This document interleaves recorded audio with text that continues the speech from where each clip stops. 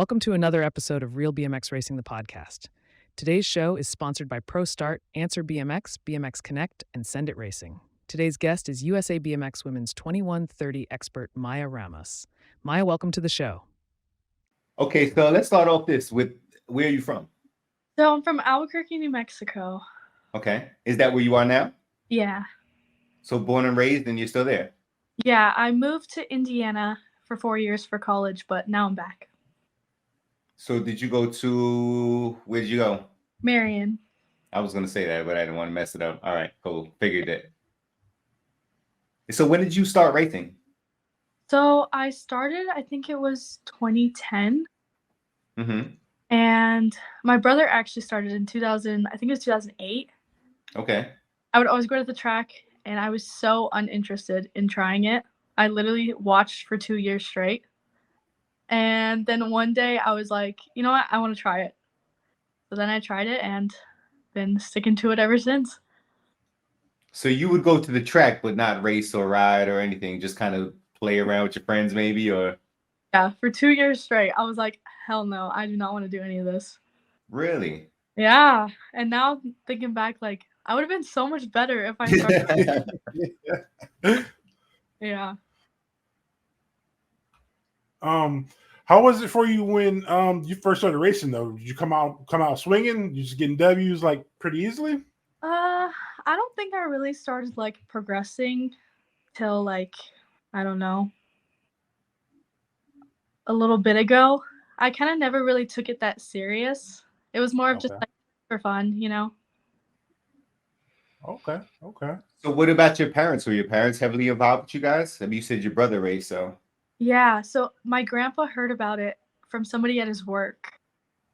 And that's how we found out about it. No one has ever like raced it in my family or anything. Really? Yeah, so we heard about it from one of his friends at work, and then we were like, he took my brother to try it, and then I finally tried it. So how far was the track from you? Do you remember? Yeah, it's Duke City BMX. It's like, oh my gosh, so sorry. That's right. It's 15 minutes from my house. Oh wow, that's pretty cool. Yeah. So did you know about the track at all? Did you like pass the track at all, like during the day? It was. I don't think. I was so little. I don't even remember, but yeah, it's kind of weird thinking about it. I'm like, this has been here, and I just didn't even know. Well, I'm asking you because I volunteer at the track, and it's the same thing. We have guys that are 5-10 minutes away from the track, and they don't even know the track is there. Yeah. Yeah, it's weird. Yeah. You said you volunteered at the track? That's crazy work, man. I ain't gonna ever see you up there. It's crazy. This guy, bro. I meant to ask you though, did you play any other sports growing up? I did not. Really? Yeah, I've been doing BMX for 14 years. And I always kind of wanted to try other things, but my parents were like, one thing at a time. So kind of just stuck with it. So when you first started out, did you just go like from from novice straight into like girls expert, or did you actually ride with the intermediate boys out there? There weren't very many girls at our track, so it was kind of always I raced the boys, but I went from novice to girls. Okay. Yeah. Who's faster, you or your brother? He is.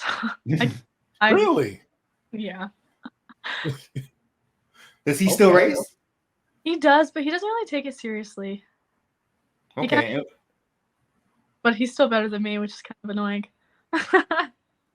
Well, he started a couple years earlier, so. What I say too. I don't know. Right. So, let me ask you, what was your first race bike? I think it was a red line. I'm pretty popular. positive it was a red line. I don't know what happened to it though. Well, that's always our next question. I have no idea where it went. So do you remember your first race? No. I remember my first race. That's funny though. Really? Everything in between is a blur, but yeah, I remember my first race. Yeah. Yeah, I just remember being like terrified of the gate. Like that was like the worst part for me. Like I told my grandpa, I was like, I'll try it if I don't have to do the gate. And then I got used to doing the gate and it was fine. But So did you race your own bike? Did you race that red line the first time? Or did you race somebody else's bike and they get a red line eventually? I think because at our track we have like loaner bikes. So I think I raced a loaner bike and then got that. I'm pretty sure. Okay. No, that was so long ago. Yeah, that was a while ago. Yeah. Do you have your what was your first major sponsor? Or what was your first sponsor? So actually, it's kind of crazy. I've only really rode for like a little team at our track, 505 Racing. And then I had like a little deal with Faith for a little bit. A little sponsorship from them. And then I signed with Marion. Okay.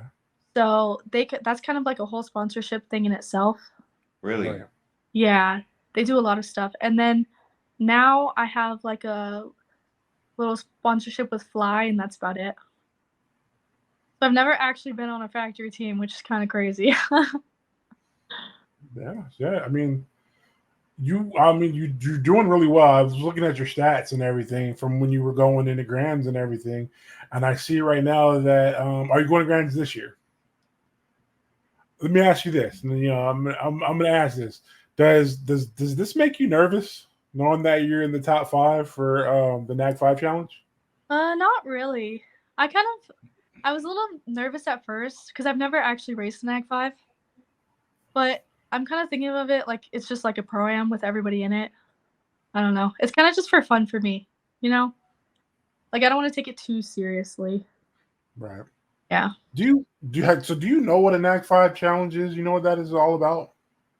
Yeah, I know it's just like the top 5 from every group, and then it's like for money. So how does that work? Because I mean, I don't really know much about it. So to see in the challenge, is it just going to be you 5 out there doing a race? No, so I think it's 14, 15, 16, 17, 20, 21, 30, and then the age group above us. Uh-huh. And they just throw everybody together. Oh. It's So like you racing different ages, and yeah. Like I'll be racing the 14-year-olds, which is kind of scary because some of them are so fast. Yeah. I was gonna say, and I think that's the good thing when you're 14 years old getting thrown into those races, They're gonna be quick. So yeah, and then I think it's just you start with semis or quarter. I don't know exactly, but yeah. Those are the most exciting races when it comes to Grands, in my opinion. Yes. Over everything. Like that's the ones I go to. If I go back a few years and watch Grands, I go right to the NAG challenges because those are where it's at to me. And I think it's so exciting because I'm always like in the stands, like watching the night show. I've never been in it. So I'm like, this year is gonna be so different. Oh yeah. Man, I wish I was. Now it's like talking to you makes me wish I was going more and more. Like I'm like, because I was on the fence for a while, and I'm like literally trying to convince Shannon. Like if I can convince Shannon to go with me, then maybe I can pull this off. But we're both looking at each other like, bro, we ain't prepared for this. Like, no, there's no way we're gonna be able to do it. So, and we talked to some of the guys that you basically like that are gonna be racing. Some of them were like, "Oh, I've barely been riding this year, but I'm just gonna show up to Grands and race." And I'm like, yeah. How many people do that? They're like, yeah, I'm just gonna show up. I'm like, that is insane. But some of them that show up do good. Some of them know that, that they're just off the couch riders and they're gonna come without riding all year, come to Grands and show out. It's just kind of insane to me. Yeah, that's how my brother is. He'll literally hop off the couch and go to national, and I'm like, bro. Right. So I think it was last year when Britt Crane jumped in there with you guys. Mm-hmm. How did that feel? Oh my gosh, I wanted her to race so bad. I was in full support. I'm just saying, like, did you get nervous? Like, were you like, holy crap, look who's next to me? I would say like a little at first, but then like I talked to her before because we had to sign. There was like all this drama, and we had to sign like the paper or whatever to let her race. So I like talked to her and I'm like, okay, like this is fine. I think I was more excited than anything. I think the majority of you guys were welcoming her in. As far as from what I heard, there was maybe a few people that had something to say, but There was a few who weren't, but I Yeah. was. Right. I mean, that's to go with anything. Yeah. I know. Remember my first time back, they had to sign to let me get out there to give these people the business. Because I was like to unofficially say that I'm an expert intermediate because I do what I do when I do. No. I was trying to get you banned from the track. That was the petition. Yeah. No, is that what that was? It was something. I don't remember. Yeah. I thought it was the autographs. I saw paperwork that you wanted me to sign autographs. So. Nah, we trying to get rid of you. So, anyways, how do you train? Like, are you one of those ones who train pretty rigorously for this? Yeah. I have like a whole program written out for me, and I just basically it's like a schedule basically. Okay. Which I really like. It makes it pretty easy to keep doing my stuff. So, oh, go ahead. Who wrote your program out for you? So I currently train with Robert DeWild. Okay. And he basically does all that for me. That's awesome. Yeah, I know. He's amazing. Are you seeing the progress of it? Like, how long have you been doing it? Definitely. So I think it was my sophomore year of college. Okay. It was like after grants, and I don't even remember how I did, but I hadn't really had like a real coach. And I was after grants, I was like, oh my gosh, I think I like want to start taking this like seriously. Right. And so I tried looking around. I found a couple different people, and he seemed kind of to fit the best for me. So yeah, started training with him. I think it was 2 or 3 years ago. But I think I've definitely progressed so much since then. So So as a coach, when you first get together with him, does he like look at you, look at the bike, make sure that's the right fit, and like look at your gear? And I mean, does he get that deep into it, or does he just take your bike skills to another level? Yeah. So basically, when I first got with him, I think I basically like wrote up everything I've done and like told him what I wanted to improve and like really got in depth with everything. And then, yeah, I think he got to know me as a rider, and now he kind of just knows like, oh, you need to fix this and you need to fix this. So yeah. And he probably knows how hard he could push you, and your abilities, and what he's expecting out of you, and that's awesome. I think anybody. I've had people tell us that they don't want a coach, they don't need a coach. They could do it without it, And then we have people that they wouldn't do it without a coach, or they switch coaches, now they're a better rider. Just like the team, like we both played sports, me and Everett, it's like, you take the same team, you switch the coaches out, now it's a winning team. It's the same team, but it's just the coach might see something different and position people different, and how that goes. So yeah, I think it's awesome. About like finding who like fits you, and like getting to know them like on a personal level rather just like BMX level, if that makes sense. Yeah, because you want them to care about you as a person. That's the only way they're gonna give you their everything. And then yeah. You don't want like a cookie cutter workout where you're getting the same thing and I'm getting the same thing, and Shannon's getting the same thing, and we're all built different. What works for me is definitely not going to work for Shannon. Look at his bodies, like.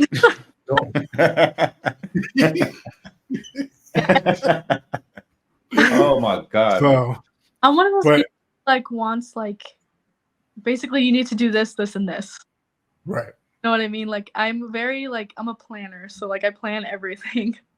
Awesome. Yeah. So how often? So what's your training though? Are you like doing it 5 days a week, training 6 days a week, and you have your rest? Now, are you doing it? Because from what I'm hearing, the most common split that I've seen is 4 days at the gym or 3 days at the gym, 2-3 days at the track. Are you doing it like that type of split? Right now I'm doing 3 days a week for sprints, 2 days a week for gym, and then 4 days a week is track stuff. Okay. So yeah, pretty busy. So you said you like to plan stuff, right? Yes. just recently, we had a national move up our way because of the weather in Florida. Right? Yeah. It was supposed to be the Gator National in Florida. They moved it to Rock Hill. So that messed up a lot of people's plans, right? Like, how would you do in a situation like that? Like, you planning and training, whatever, and in your head, you go into Oldsmar, and then all of a sudden, last second, like, oh my God, no, we're going to Rock Hill. Would that change anything for you? Yeah, so I was actually supposed to go to Florida. I planned it, plane tickets, everything. And out that they were moving it. And after looking at like the nag points and stuff, because I had 9 wins, I looked at the points and I'm like, I don't even really think it's worth it to try to get to South Carolina.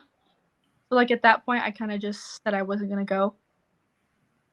I wonder how many other people did that, because it was the like national. Yeah, For sure. it's like they moved it far. It's not like it was like a few hours away. Yeah. I wonder how many other people just totally took themselves out of that race because of that. Just That race? It was just too much. Too. I'm sorry. The race seemed pretty small. Like I don't think there were that many motos. There wasn't a lot of even like classes. They were like skipping like a lot of classes sometimes to get to the next one. It was kind of crazy. Yeah. I think it kind of worked out because I don't even think one person from 2130 showed up. So Oh, so wow. yeah, so rude if I went. They would have been what, 1720 then? Yeah. Also, okay. So since you're not in the pro class, do you have a job, or are you still in school? Like, what are you doing other than the practicing and racing? So I'm actually in nursing school right now, and I also job. Oh wow! Oh, you got a full schedule. Yeah.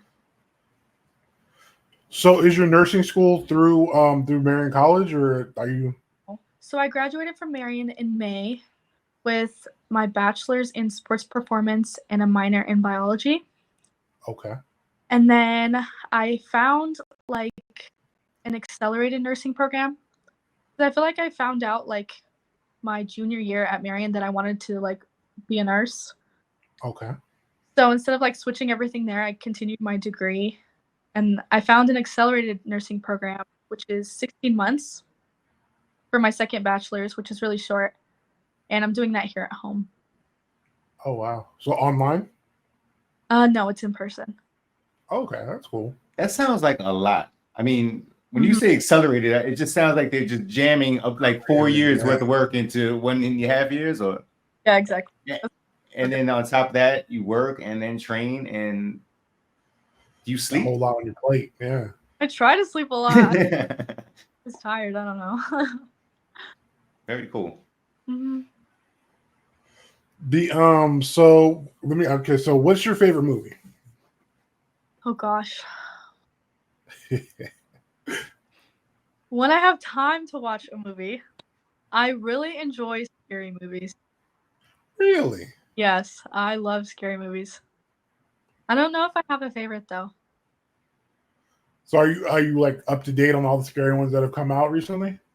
So you saw like Smile 2? I did. That's one that I haven't seen yet. Me and my girlfriend have been starting to watch the TV shows and stuff. Like, so we're on the show called From, the show called Evil. So we're like watching that type of stuff, and then on weekends we'll go to the movies, but we haven't gone because really the last thing I think we saw was the one with Halle Berry, where she couldn't tell if she was crazy or if there was actually people there. So I forgot the name of it. Don't Let Go, I think is what it was. They had to like wear a rope when they left the house. Oh, I think I saw that. You don't look too enthused about it, so I guess it wasn't that great. Yeah.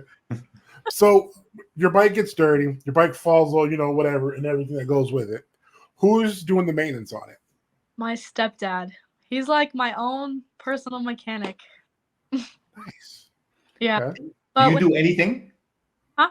Do you do any of the work on your own? So when I was at Marion, I pretty much learned how to do everything. We had like a bike mechanic there, but I tried to basically do everything by myself, so I didn't really have to go see him.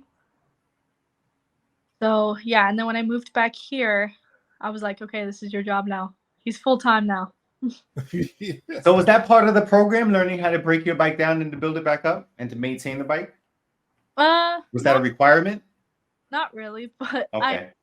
I had to learn how to change my gears because I changed my gears a lot for training. Okay.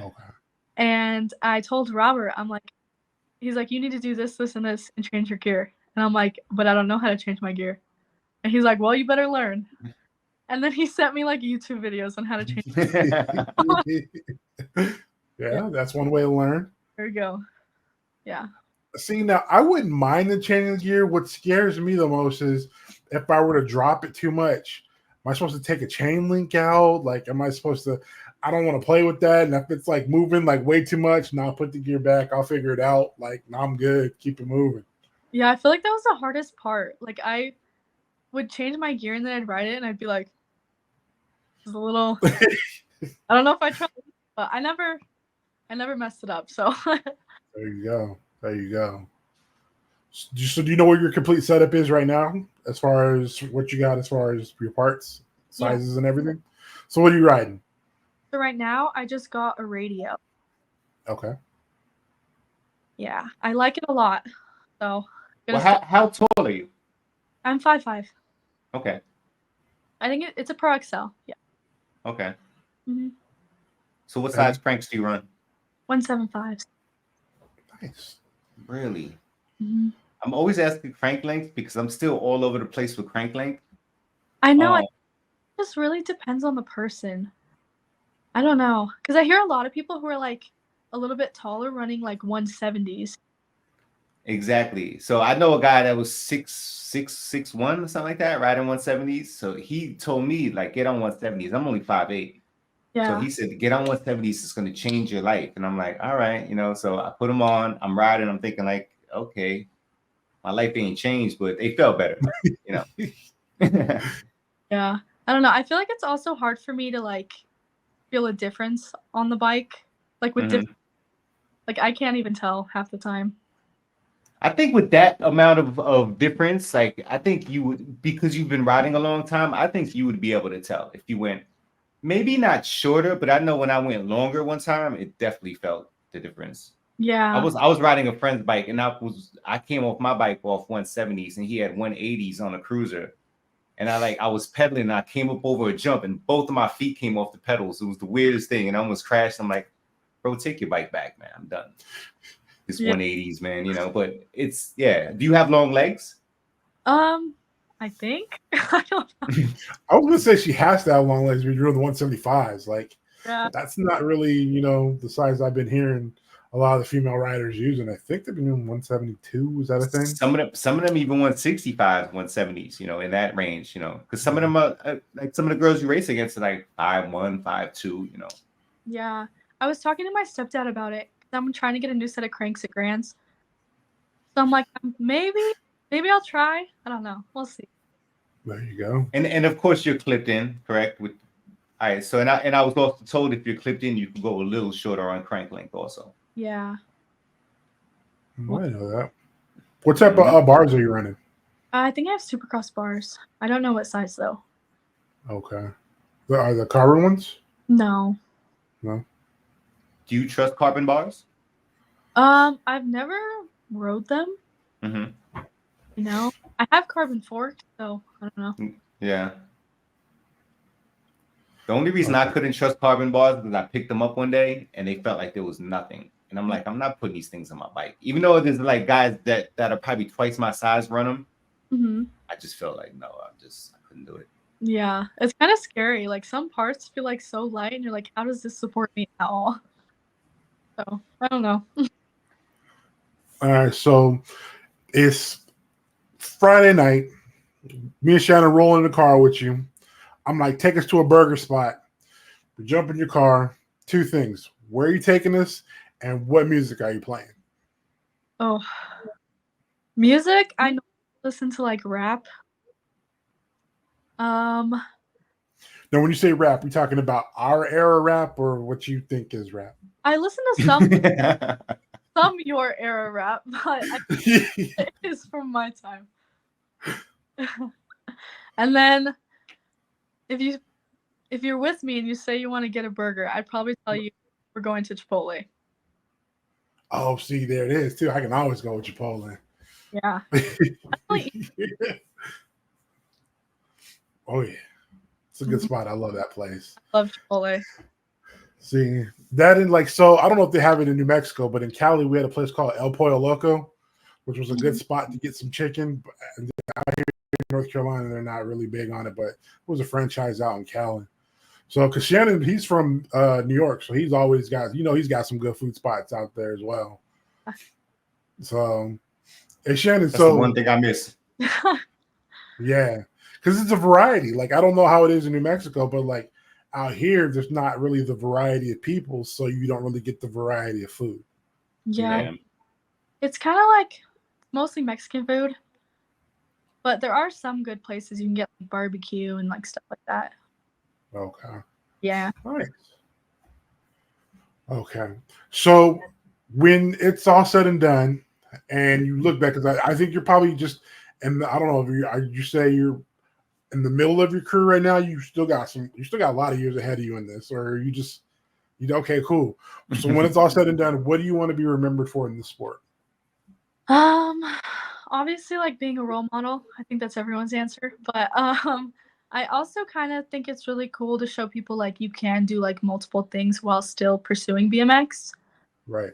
Like I have a job, I'm in school, and I'm doing BMX. So it's like I think that's pretty cool to show others.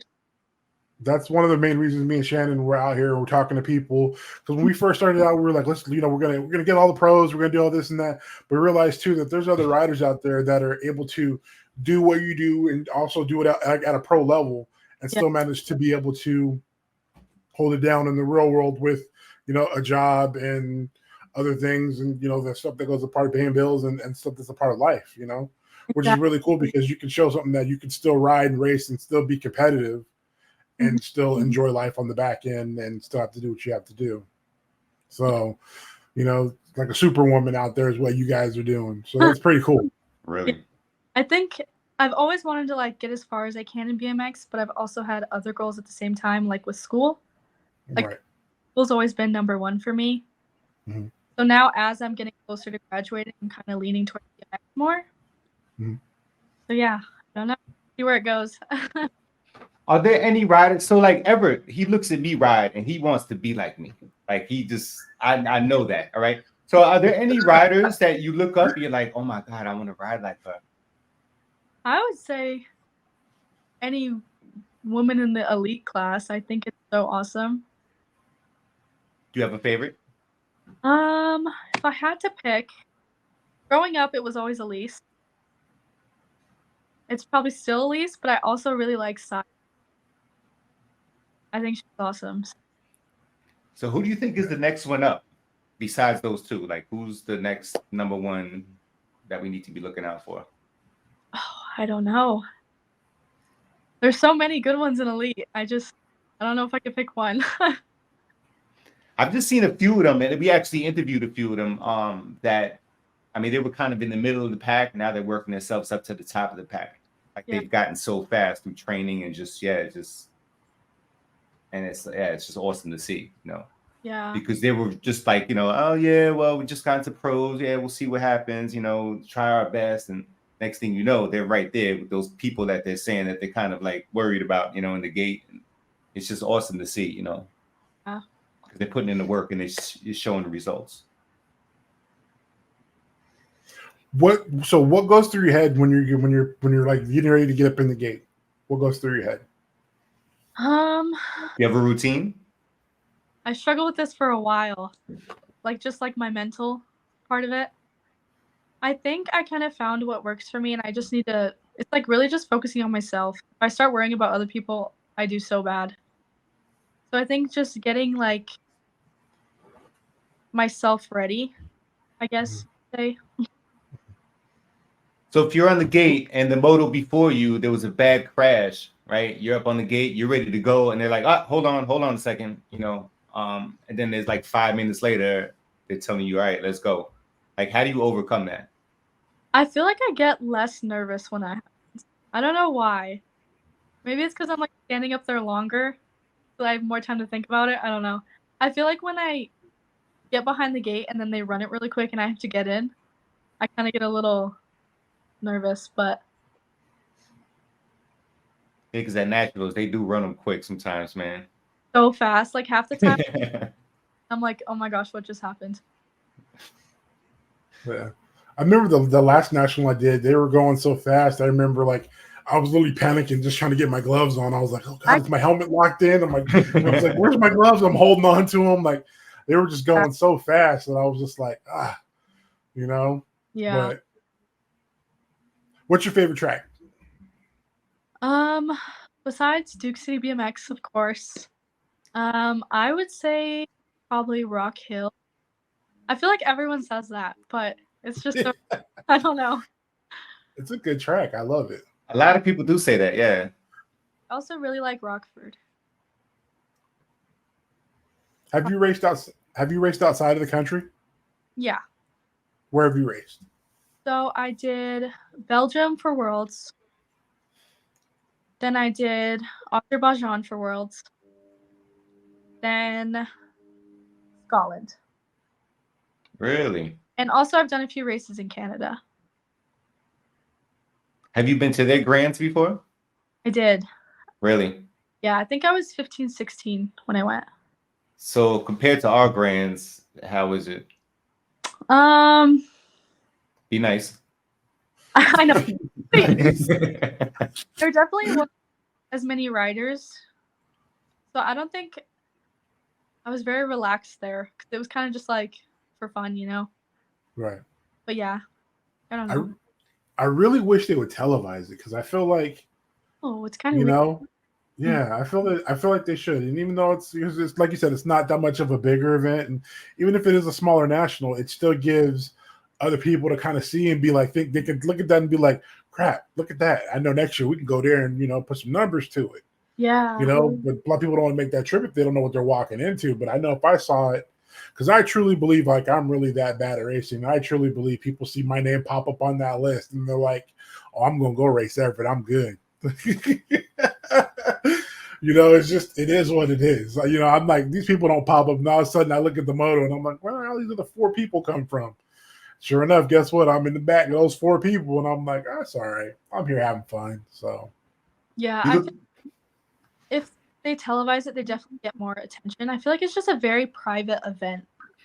Yeah. You know, I've seen video like from spectators, I guess, parents, whatever. And that's exactly what it looks like. Yeah. It looks like a regular national. The energy it's not Grand's energy, of course, because it's just a different venue, different vibe, period. You know? Yeah, it kind of just felt like a local race or a really small national. And how did you do up there? I won that year. I went a couple years in a row. Yeah. Nice. Were they still giving away like the huge trophies? No, it was like a little one. It's like have you seen like the main event qualifier ones at Grands? Like the smaller ones? Right. Like that. Okay. Yeah. No 7. They probably just don't have the money like that. The rider count, just what it is. Yeah. But that is a USA BMX / Canada BMX event, right? So why is it not even YouTube? That's kind of crazy. Oh, yeah, I have no idea. I feel like there's always another race on that weekend, though, like a USA BMX race. I don't know. Which is kind of crazy, yeah. Because they would want to try to encourage maybe some of us to go up there and ride, or you know. Exactly. Do you know what type of tires you use? I think I run Power Blocks. Do you use a reason why you chose those ones over the other ones, or not really? My stepdad bought them, and I'm like, okay. Do you prefer your tire pressure like really hard, where you feel every bump? Oh my gosh, I have a funny story about that. So like a few weeks ago, I don't know if you guys know Kent Fallon, but he lives here in Albuquerque, and he was looking at my bike, and he was like, "Dude, your tires are literally flat." And I was like, what? And he went and looked at my PSI, and I was at like 35. And I didn't even know. Just enough air to get the bike rolling. Right? Just dragging. He's like, does it feel better? And I'm like, I can't even tell the difference. I don't know. There was one of my friends, I think it was his wife at the time, but she just started riding. Mm-hmm. She was a mess this day. I mean, she was all over the place, but she came up to us with his bike that she was riding. She's like, I don't know, something's wrong. You know, he squeezed her tires. She was at like 19 PSIs on her front tire. So she didn't even know, right? And she's not that heavy, so it wasn't like squashing the tire down. But anyway, so he pumped it up to like 80 or 90 or something like that. She came across the finish line. She just ran to him like, oh my God, I'm so much faster. Like that lap was awesome. I'm so much faster now. What did you do? And he's like, I just put air in your tire. Yeah, I don't know. I didn't even notice. I kind of That's just funny. felt that like you do whatever you need to do to the bike, and I'll just ride it. I saw one where so I forget who it was. It might have been Skittles, but somebody was talking to them, saying that they weren't getting out fast enough and they needed their gear changed or whatever. So they went over there and they changed the gear and they came back. And she went and she raced, and then she was like, how does that feel? Did you notice a big difference? And she was like, yeah, it felt great. And she's like, okay, cool. I didn't change anything. I just wanted to know if you felt anything. And so I was like, huh? I said that would be me. Right? It was just all up in the head. And she's How like, much yeah. of it is? Yeah, I know, man. That's crazy. Mhm. So, but okay. So when you're in the gate, and is your head down or are you looking forward? So I used to look at the light, Okay. but since I've been working on like my gate form and stuff, I started looking at the gate and kind of just listening. And I feel like that's helped my form a lot because when my head was up, I feel like I would drive straight up because like your body follows wherever your head is going. So Right. yeah, once I started looking at the gate, I think that helped a ton. I think that's. I mean, we always ask that because we're still trying to figure it out sometimes, But we've heard also that like different tracks, the light is in a different position. Yeah. It could be low, it could be high, it could be to the left, right. Usually it's on both sides, but so now they gotta, find the light, Yeah, that was one thing I really didn't like. And then I think it was Salt Lake.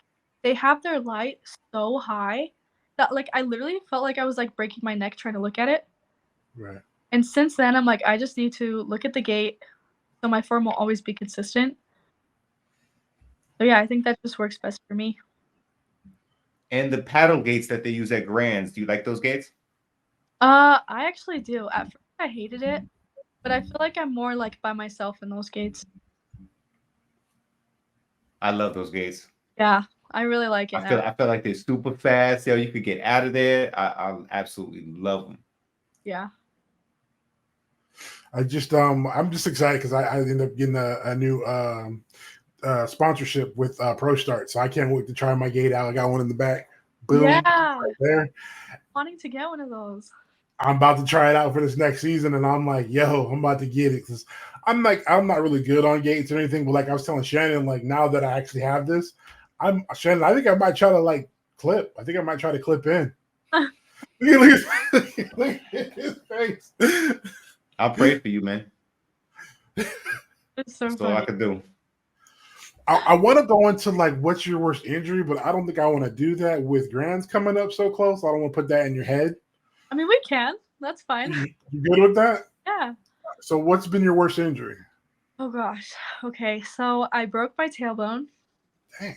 In 4 places, and I dislocated. Did you loop out? It wasn't really a loop out. It was an Oldsmar, and we were going into a turn. I was in second, and I like hit the girl's tire in front of me, and I kind of like fell to the side, and I landed on my butt and landed on my head. Yeah, so I would say the tailbone for sure is the worst one. Then I've had dislocated shoulder, and then some concussions, but it always cracks me up when everyone talks about concussions. They always like, just some concussions, like it's nothing. Like there's like, that's like the easier one of the injuries, and I'm like, I guess because you probably don't remember what happened, so it's probably one of the easier ones. But it's crazy when you think about it. How do you block that for people like me who I think of every worst scenario when possible? How do you block that out in the gate? I feel like it's just like believing in yourself, I guess. Mm-hmm. Like, and then not being scared to fall. I feel like it's a huge one. Like, 'cause if I ever think like I'm gonna fall, I always end up falling. So I don't know. I guess just it's all the mental game. Yeah. Have you been back to Oldsmar since? No, I was trying to go this year, and I was That would have been. I was just gonna make myself do it. Yeah. I know that's like how you get over it. Yes. But then they canceled it, so I don't know. So now you got more time to. Exactly. Right. I mean, honestly, it comes down to the fact that when you do go back there and you do like, get over that hurdle there, it's like winning grands. It's like because it's just as big as like, and I was freaked out by Rock Hill, and my buddy was just looking at me and he was like, "Dude, what's wrong with you?" And I'm like, "I don't know what it is, but I'm like, I'm scared to death right now when that gate drops. Like that gate drops, and I wouldn't even pedal. Like guys are going, and I'm just coasting down to the bottom before I even started pedaling because I was just so freaked out at one point. And he was like, "Yeah, dude, you can see it on you." So he was like, "Just get over it and get out there." And when I did, it was a big thing for me. So I was like, "Man, it felt like a win, even though I didn't win or anything, but it felt good just to kind of get over that mental hurdle of everything, Yeah. So, but do you wear any pads? Just elbow pads. And that's it. Yeah, I really should start wearing knee pads, but yeah, I don't know. Well, hold on. Let's not dismiss that. Are your knees getting banged up? Are you telling me there's something I should be worried about? Like just every time I fall, I always end up scraping one of my knees. I don't know. It just hits the ground every time. So Everett, you don't wear knee pads? Mm-mm. Oh no, I'm talking about me? Yeah, Everett. I don't know. Are they built into our our 09 pants? No, they're not built into your pants. This ain't 80s, bro. Come on, man. I mean, I got the chest plate pad, but I think I'm like 50, 60 pounds bigger than the size that it's supposed to be. So I'm like, it don't fit. So I don't wear it. No. So you don't wear any in the closet. So you don't wear any pads either, man. Oh, I am a pad. I'm just you barely race anyway. So it's gonna be what it is. So, but do you ever feel like you're constricted with your pads? No, because I wear like the really thin G-form pads. Okay. That's also why I don't wear like a lot of padding. I don't like how it feels. And then on top of it, when I was little, my grandparents got me like this plastic like chest protector thing. It was like a full-on like jacket. And I literally, when I got older, I was like, I will never wear one of those again. Yeah. Hold on, I shouldn't be laughing. I think Shannon wears that. No, just I have man, stop it, bro. I have the G-form shirt that I put on, man. It's like the chest protector. I guess they might have something on the back and then shoulders, and that's it. Yeah, I feel like I could wear that. Just like the plastic like cup things, no. No, I can't do that either. Because those are what hurts you usually. Like when people break their collarbones, it's because the cups are breaking those bones, Yeah, no doubt. And what about goggles? Do you wear goggles? Gloves? I really like wearing goggles because I feel like they kind of like block out a little bit. And then gloves always. So really, because they block out, yeah, I'm not liking that. Because I can't tell, like, because it's literally like this, so I can't tell if somebody's right there on my right or not, or my left when I'm getting ready to turn, and I'm like, I actually pull out my helmet just a little bit because then there's a little more. I can see a little more. No, I don't like that because then I like start thinking about other people, and if I see someone else, it just messes me up. So if you don't see them, they're not there, right? Do you usually know when people are right there? Can you hear hubs? Can you hear riders? Do you listen to the announcer at all when he announces? Are you able to hear him or her? But not always. I don't know. I feel like sometimes I can hear him and sometimes it's just silent. And what about the crowd? Do you hear people cheering for you on the side? Gotcha. Yeah. Sometimes it's one of those things like sometimes I can hear the crowd cheering, and my girlfriend will be like, "Yeah, I was cheering for you," and there's a lot of times I'm like, "I didn't hear you." But then there's sometimes where I can hear like my name, and I'm like, we were racing one time, and I don't know how far back I was because I was already out of gas, and I heard the announcer mention my name, like, "Oh, look at Robinson about to do something. He's coming back," and I was like, "I am." It made me start pedaling harder, and I was like, "Look." I think I remember that. That was hilarious. I think he was just messing with you. That wasn't even, I'm just in the back, just like I said. By the time I'm already shutting it down. Like, let's go home. Let's get some nachos. Let's get it rolling. So I'm like, 2 turns away, and I'm just like, I hear, "Oh, Robinson's about to make a comeback," and I'm like, "I am? Oh, well, let's go." So I turned it on, and I managed to, like, I don't know, close the gap, but that was about all that happened. You just finished before the next race. That's all. So I was so far back one race, and I think I might have a photo of it that looked like I was first in the next race. And I literally was on the first or second turn in Maryland, and I hear somebody in the crowd goes, "Speed it up, sandbagger." And I literally was in my head thinking, "Oh, he thinks I'm fast." I'm just out there, going as, I mean, I was trying to go as fast as I can, but I realized that track I had nothing on me. I was pedaling, and then I was like, dude, I felt like if I were to stop pedaling, the bike would just stop. Like, I had no momentum to go. And my buddy's like, yeah, you're looking kind of horrible out there. And I was like, bro, worse than normal. Like, I don't know what it is with this track. But what would you say was the most technical track that you've been to? Belgium in 2019 for Worlds. Oh my gosh, that track was so hard. It was rough. After that, was that the one that had the first jump was like so straight up that it was like making a lot of people fall? Yeah, you had to jump it. Jeez. Yeah, and it was like before like my skills were even like close to being developed. So you had to jump it, so I was just jumping it. And then I think it was my third round. I like locked bars with someone right before, and Right. fell so hard. Jeez. So yeah, that was definitely the most technical. Second, I would say Scotland for Worlds last year. That first jump I heard was a doozy. A lot of people were tearing themselves up on that first jump. That might have been the first jump you're talking about, Eric. Oh, okay. That one was a triple. I don't think it wasn't too bad if you manualed through it. And then like the rhythm section, oh my gosh, that was hard. Everything was so close and so deep. Right. But yeah. Now, do you jump? I've been getting better. I'm trying to start forcing myself to start jumping in racing. Okay. Because like in practice, I can jump whatever. I think it's just I'm so comfortable with manualing everything. Right. It's like hard to get yourself to jump it if you could just manual it. You know? And I feel like skills aren't really like, for girls, they're not really pushed very much. Right.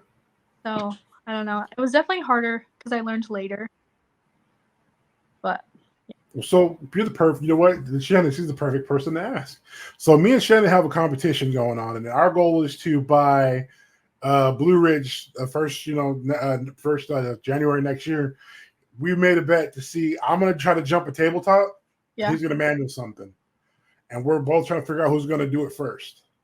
What would you say is what do you say would be easier or harder? Is it harder to learn to manual, or is it harder to learn to jump?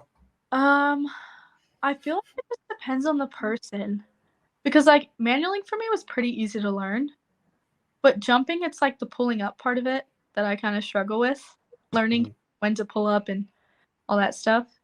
So I think manualing's way easier, but that's just my opinion.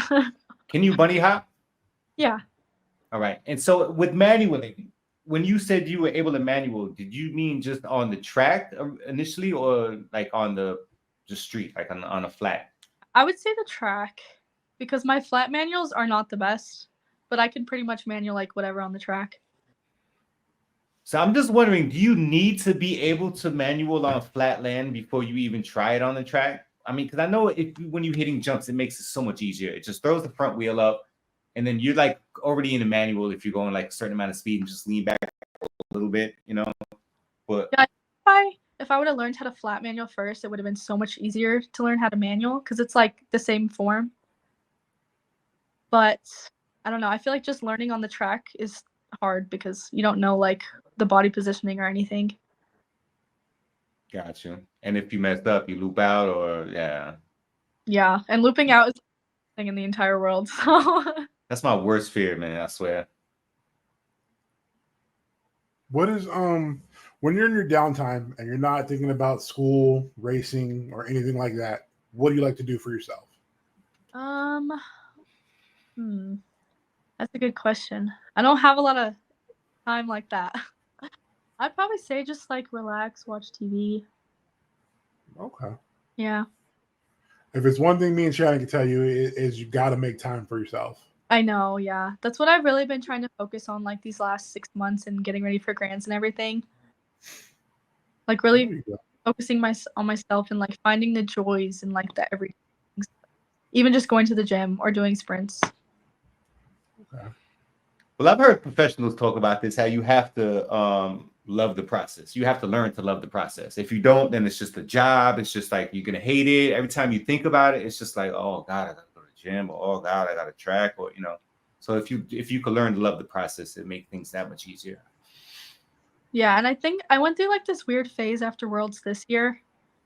I just didn't really want to do anything. I didn't want to ride my bike. I didn't want to. I just felt like I just needed a break. So I took like it was like a few weeks off, and I think that really helped a lot. I mean, so you said you've been riding for 14 years. So have you ever taken like a year off or a season off? No, not like a whole year or a whole season. So yeah, you needed a break. Yeah. It's just a lot, and I feel like I also put so much pressure on myself. It's just overwhelming at times. Does anybody else put pressure on you? No, not. Like, come on, you can do better than that. Come on, girl, you gotta do some more training. Come on, girl. You know, anyone from your brother or your coach or. I think harder on myself than anyone else. Like, yeah. I mean, how down do you get on yourself? Like, if you want to win and you don't win, like, are you the type of person like, yo, don't talk to me, or like, you know, or you cool with it? I'm kind of like, I think this year was really hard with collegiate nationals and then worlds, how like they ended up. So I think I was just the hardest on myself, and I'm kind of when I like get mad, I kind of just want to be by myself and not talk to anybody. So yeah. Have you so what does your meal prep look like? Do you do meal prep or you just eat what you want or I do a lot of meal prep. So with my degree, I took like a bunch of nutrition classes. Nice. Okay. Yeah, which helped a lot. I learned so much. And so now I meal prep as much as I can, but I also don't like restrict myself for a lot. Right. I still eat what I want, but I make sure it's like pretty clean stuff. Okay. Yeah. Do you make meal plans for people? I do not. So I'm looking for one. That's why I asked. I know. Right now, Serious. like certified. I'm serious. I need to gain. I need to gain weight. And I eat so much, but I can't. Yeah, my degree was in sports performance, so it's more like building like strength programs for people. Mm-hmm. Oh, he needs that too. He needs that definitely. So I need it all. yeah, it wasn't very much in nutrition, but I did take like a good amount of classes for that. Very cool. Mm-hmm. Has there ever been a race that you wish you could have done over? And which one was it? And why? I have two that I like think about all the time still. I would say collegiate nationals in March. Like I feel like I should have, because I was winning and then I fell in the last turn. Oh. Yeah, that was a rough one for me. But I don't know if it was more of like a me thing or like because the track was awful. I don't know if you guys saw it. It was I was the Missouri indoor. Oh, I do remember that. Worse. Sorry, USA BMX, but it was the worst indoor track I have ever ridden in my whole life. But I don't know if I would regret that one because like I don't know if it was me, but I don't know. That's just a tough one for me. And then the other one is Worlds because we raced 3 motos and then it got canceled. Right. So I feel like I should have, I don't know. I feel like in motos it's hard to like be 1,000% and give it everything in motos. Right. And I thought we were going to be racing all day doing like 7 laps. Right. So I guess just giving those motos my everything is my regret, but that makes sense. I think a lot of people were doing that. Was kind of like pacing out where they should be because they figured, like you said, they had the whole day to kind of be like, all right, if I stay in this, I'm good. Versus going out there cheating everything like a final first, second, third round or whatever, then for it to do it. So does this mean we're going to be able to see you in Copenhagen next year? So I don't know yet. I haven't decided. I'm kind of in the middle of debating if I should stay 2130 or turn pro. Oh, So you should turn pro. yeah, I've been holding off, and I was like, okay, I'll do it after I get my degree, and then I'll do it after this. But I feel like I need to do it. I don't know. Are you ready for the 8-meter hill? Have you dropped in on those? I've done Louisville, but it's so hard living in New Mexico because there is not a single big hill around here. Right. I feel like that's the issue. Like, I don't know how people are expected to race on them if there's like barely any. Right. It's just hard. So, yeah, I don't know. Okay. How much more training would you put in as a pro compared to what you're doing now? Would it be the same, or would you like ramp it up a lot? Probably ramp it up a little bit, but I'm already doing a lot. So, yeah, I think I just want to do it for basically the experience, and then if I'm like literally doing awful, then obviously not do it anymore. But But it would be pretty cool to be on the schedule, right? yeah, exactly. And we have a pro race here in Albuquerque next year. Oh, really? Yeah, so that was a big one for me. I'm like, this is Yeah, like it's the time. Yeah. So with that opportunity, can you choose when to turn pro? Like if you wanted to turn pro right before that race, or a yeah, month or two before? yeah. Okay, I didn't know if you had to like wait until you had a certain amount of points in the standings, or Yeah, and it's kind of cool because I think the pro schedule next year, I don't think the first race is even until March. Rock Hill. Yeah. Yeah, Really? next year's schedule looks weird. I think there's like maybe one national in Florida. There's not. Like, there's only like 2 or 3 big hill races. The rest are all small hill. Maybe something's coming. Yeah, I don't know. It's kind of weird, but we'll see. Right. Who is the one rider that you were starstruck by? Oh my gosh. I don't even know. Like that I've talked to, or like, Yeah, that you saw and you were just like, oh my god, I can't believe this moment right now. Not so much that you lined up with them in the gate, just in fact that you were in their presence and having a conversation with them. I would say, I don't know. I haven't really talked to a lot of them. Of course, I've talked to like Lexi and Payne and all the people that were like used to be in my group. But I would say this was literally yesterday. Nick Long is doing like a clinic in Albuquerque. So he's here for like the whole week. Right. We're on the starting hill yesterday, and I'm just like minding my business, doing my stuff. And he turns around and he's like, "Hey, Mya." And I'm like, "Hi." It was just so weird because I like wasn't expecting him to like talk to me. I don't know. That's pretty cool. Yeah, it's just He's dope. He's like really dope. Between him and Barry, like, those are my two dudes right there. And I'm like, yeah, I enjoy talking to those guys. yeah. And KJ. I mean, I like them all. I guess vet pros are just my guys because they're older, so they're more relaxed. They can tell you a little bit more than the average pro, I guess, because they're still focused on it. Their focus is different. Mm-hmm. And it shows you that more people are probably paying attention to you than you realize it. Exactly. I think that was like the biggest thing for me. Like, I don't know. I feel like I'm always in like my own little bubble. So it was pretty cool for him to just be like, "Hey." I feel like this, especially like this last year and moving forward, people are starting to pay more attention to women's sports.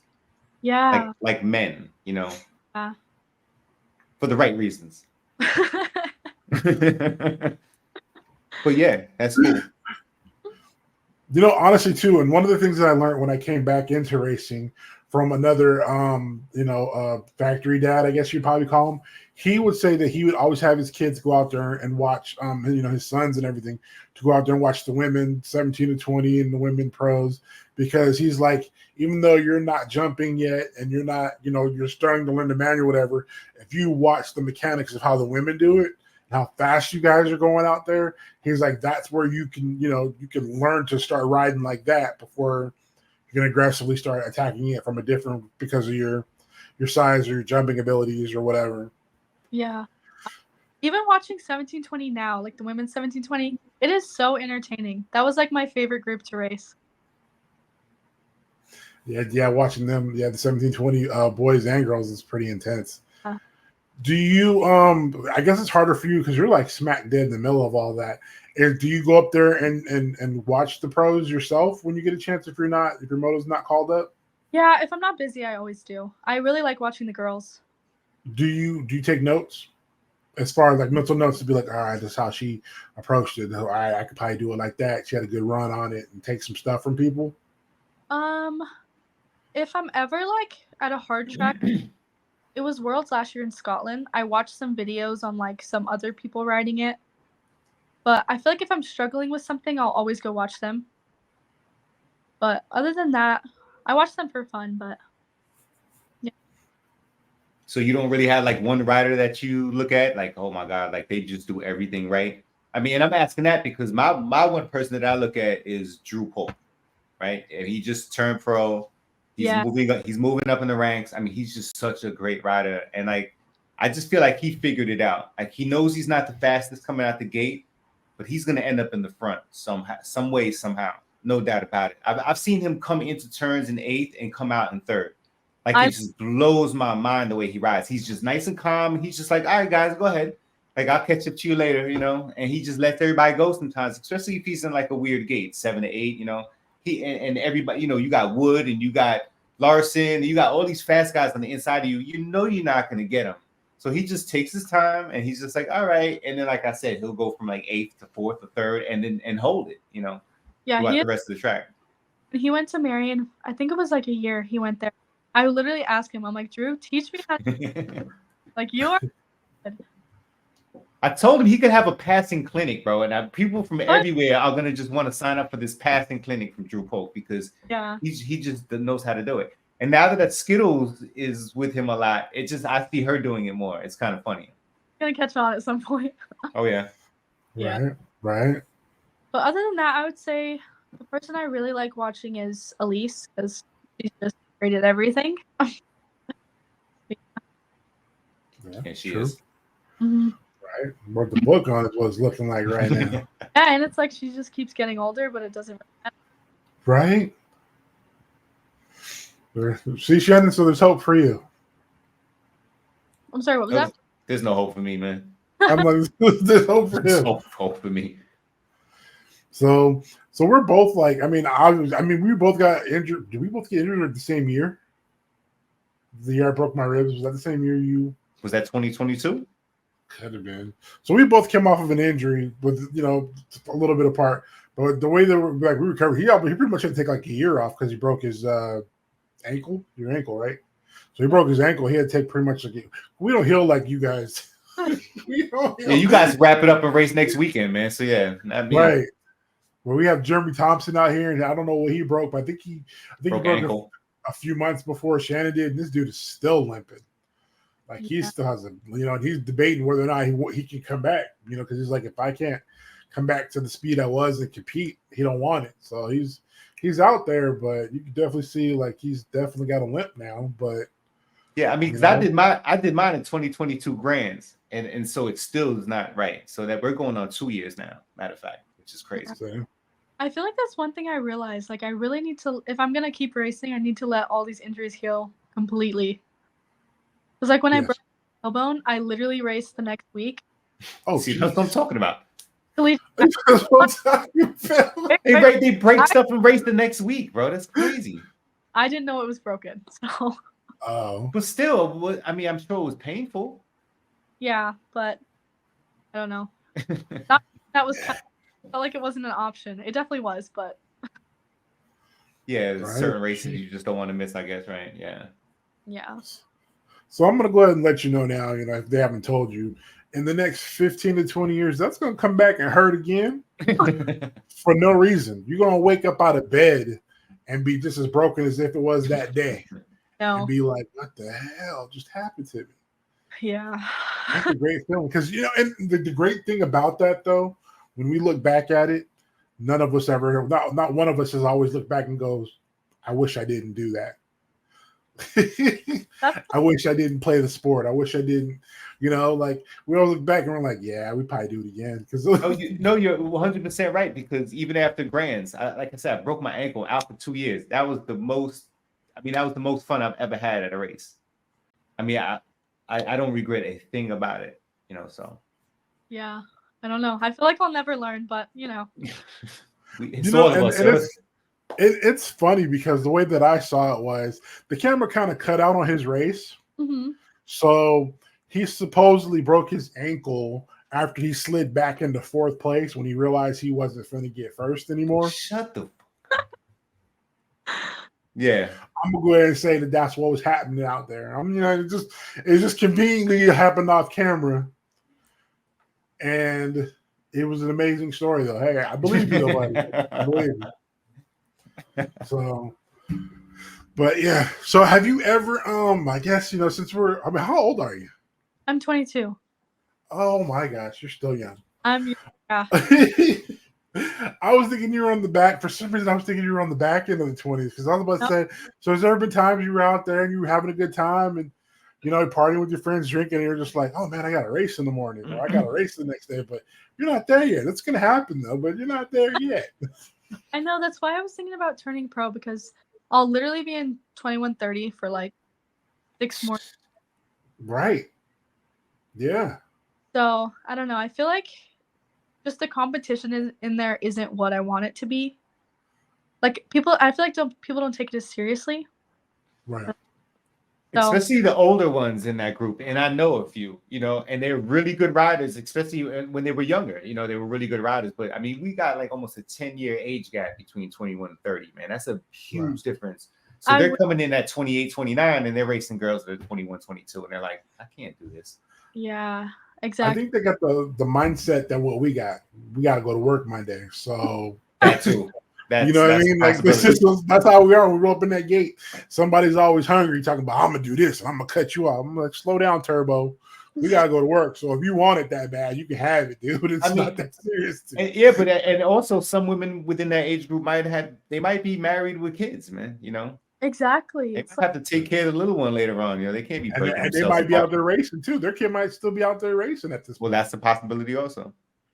Yeah, and I feel like the gap is so big, but it's still the same, like 4 or 5 riders at every race. So kind of, I don't know. So you ready to mix it up with the pros? Basically. There you go. Okay. It sounds like somebody's made their decision. We're going pro. You heard it here first. So wait, so okay, so you pretty much know how your bike build is. What tire size are you running in the front and the back? Are they both the same? I think I'm 175s front and back. Front and back? Yeah. Okay. Have you ever ran a smaller tire in the back? Because that just seems like a lot of people are doing that. I'm not really sure. Maybe. If I did, I probably couldn't even told the difference. I don't know. Do you look at gear charts? No. Okay. Because the tire size will play into that also, I'm sure you know. Yeah. So with my program and all that stuff, basically I'll drop a tooth in the front or drop a tooth in the back for training. But yeah. Really? My coach does all that. I don't really look at any of that. Okay, so I'm wondering why. Because a lot of riders that we asked about training, a lot of guys, they just put the 4416 on and they do everything with that. They do every track with that. They do training sessions with that. I always used to put a tooth up when I was riding around my neighborhood.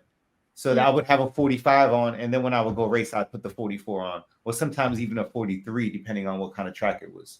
But I'm just curious to why he's doing that. I mean, I kind of know why, but why maybe some others don't, And do you switch gears from track to track? Yeah. So if it's an indoor, a really small indoor, I'll normally go because I run a 4416. So if it's a really small indoor, I'll go to a 4316. But I normally never go any higher than a 44, for racing. So between 44 and 43. So do you do the decimal thing or? No, I just stick with the. Good. I hate it. Yeah, and then. How do you feel? I was actually okay. I'm sorry. Go ahead. No, you're good. Go ahead. I was gonna say, how do you feel about dirt turns? I like them for the most part. Duke City is all dirt, so that's what I'm. Really? So you go in the grands is nothing. So the guys that race that came from dirt tracks, they were smoking me around the turns, man, because I was so nervous. I ain't ride a dirt turn in decades, so Yeah. you could tell the difference. I mean, they're pedaling, they're going high, they're cutting down, and it's like, bro, you guys are crazy, but it's because that's all they ride, So So do you say you you enjoy them, or that you're good at them? I think both. Okay. I don't know. Asphalt turns feel kind of weird to me. So do you adjust your pressure in your tires when going from asphalt turns to dirt turns? Normally, I just kind of ride whatever's on there. Do you check your PSIs before you get on your bike and ride the track? Or do you just... Not normally, unless it's like noticeably like low. I was going to ask, all right. If And then it's too late. low, then I'll be like, okay, obviously I need air. But I don't really like, I'm going to put it at 68, I kind of just ride it. What about your bike? Do you check your bike before you ride? Do you like put a tool to your chainring bolts? And My stepdad does. I don't. all right. And I always say chainring bolts because sometimes when I go to the track before anybody's there, just say, and I'm going to sweep a turn, I see chainring bolts in the corner. I know. And it's like, whoa, how do people like lose your chainring? I mean, all the time. It's not like just, it's kind of crazy, man. Yeah, I just feel like it's such a small thing that people are like, it's fine. But it's like such a big thing at the same time. Like, It's huge, man. yeah. I know my buddy zip ties his. It works. I've seen somebody do that. I've seen somebody zip tie two of them. They lost two bolts and they had this one zip tied on each end of the chain ring, which is probably better than two on together. But yeah, you don't want a chain ring falling off your bike, man. And zip ties is not where it's at. But go ahead. So you're able to jump doubles and you're able to jump tables, right?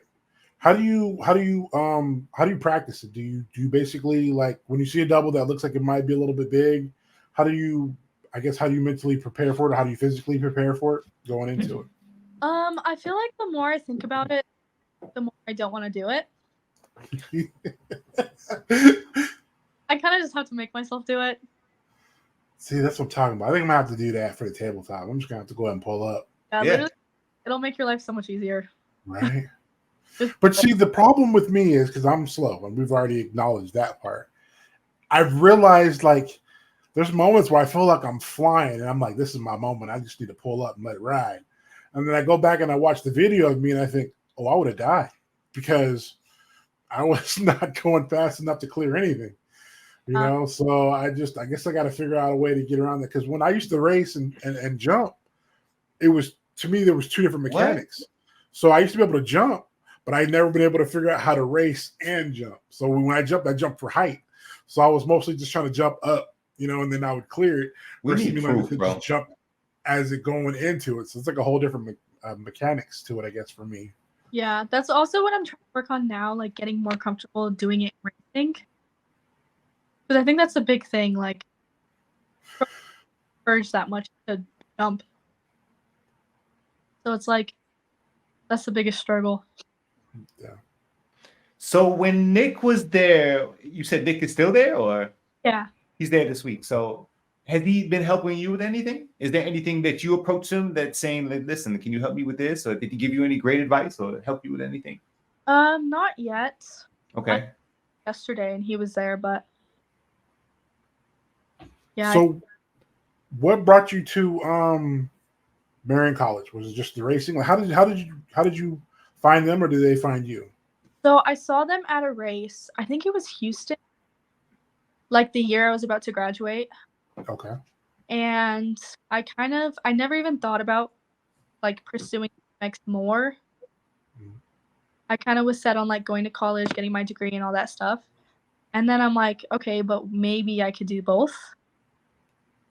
So then I committed to Marion. I think it was a month before school started. It was so late. Right. And I kind of realized like, oh, you can do both. So yeah. Nice. One of the cool things about it is, like, I think a lot of athletes don't realize that they can go to college and race BMX at the same time. So it's like one of those things, like, whenever we get a chance to kind of like plug it, to let them know, like, hey, you can go to college, still race your bike and and have fun with it. I don't know if it's a total scholarship deal or whatever, how it works. I just know that it's a cool opportunity to, to be able to do both. Like, Yeah, it's definitely awesome. I would encourage people to do it. It's just marrying is expensive. So you kind of got to figure that out. But I think I definitely learned a lot and progressed a lot while I was there.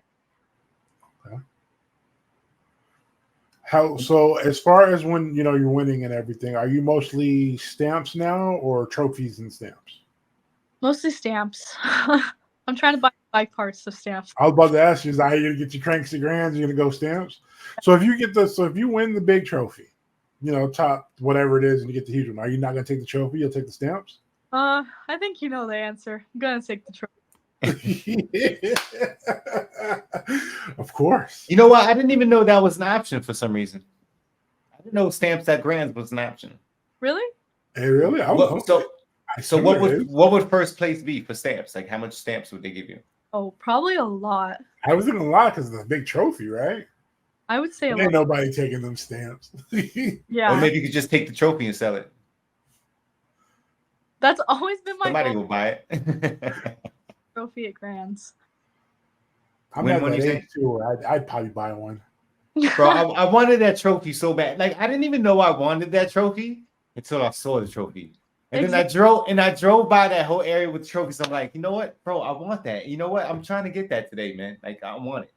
Yeah. I've never actually seen one in person. How tall is it? Is it like 6 foot or 7 foot? I think it's like 7 feet. It's like ridiculous, like absolutely ridiculous. Jeez. It's huge, bro. And seeing when those little kids carrying it is the funniest thing, man. But yeah, those things are humongous. That's why I wanted one. I'm like, I gotta get one, man. Like, yeah. So when you actually make the decision and you do decide, or when you do decide to go pro, who would be the team, or who would you like to ride for? Like, have you ever looked at like what type of bikes, or feel like you got radio, you probably try to reach out to them? Or I really like riding. So like for the past few years, I've kind of just rode for myself, and you can do whatever, ride whatever kind of bike you want. Right. So that would be the plan, because I just got this new frame. So basically riding that and seeing what happens. So what did you have before this? Right. What was that? I had an SE.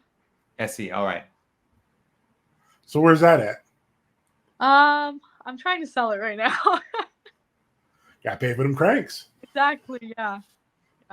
I just I buy used parts, so just hit me up if you need the sold. There you go. There you go. What was your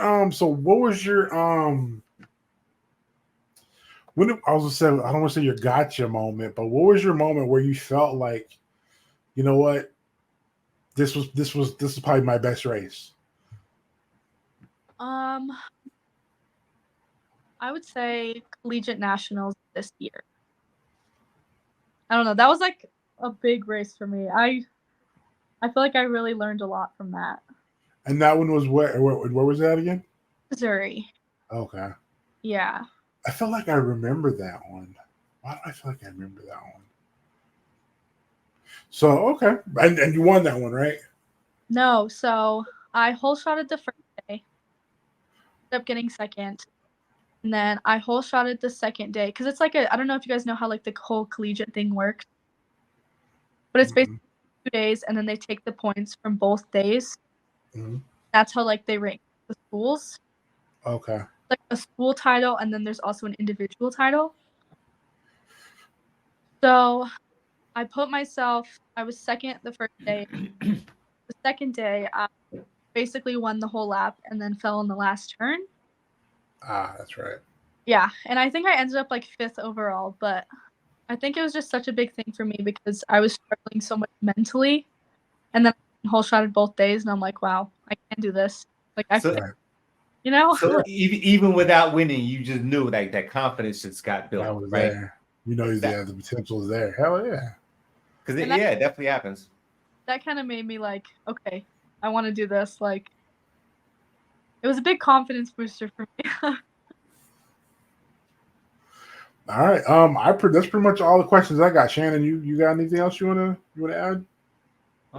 No, I'm just looking at the time. Sorry, man. I we guess good. we're good. Thank you so much. I really appreciate it. This was fun. Yeah, thank you guys.